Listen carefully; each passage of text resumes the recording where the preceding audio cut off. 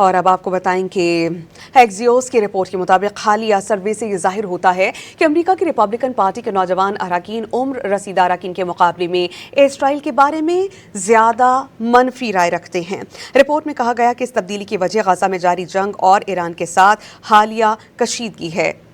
Research centre کے April کے ایک سروے کے مطابق 40% ریپبلکنز اسرائیل کے بارے میں منفی رائے رکھتے ہیں، جبکہ 18 سے 49 سال کی عمر کے ریپبلکنز میں یہ شرح 57% تک پہنچ گئی۔ اس کے برعکس 50 سال سے زائد عمر کے ریپبلکنز میں یہ شرح صرف 25% ہے۔ اور اب آپ کو بتائیں کہ ایکزیوس کی رپورٹ کے مطابق حالیہ سروے سے یہ ظاہر ہوتا ہے کہ امریکہ کی ریپبلکن پارٹی کے نوجوان اراکین عمر رسیدہ اراکین کے مقابلے میں اسرائیل کے بارے میں زیادہ منفی رائے رکھتے ہیں۔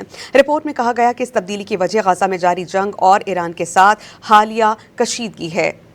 ریسرچ سینٹر کے اپریل کے ایک سروے کے مطابق 40% ریپبلکنز اسرائیل کے بارے میں منفی رائے رکھتے ہیں، جبکہ 18 سے 49 سال کی عمر کے ریپبلکنز میں یہ شرح 57% تک پہنچ گئی۔ اس کے برعکس 50 سال سے زائد عمر کے ریپبلکنز میں یہ شرح صرف 25% ہے۔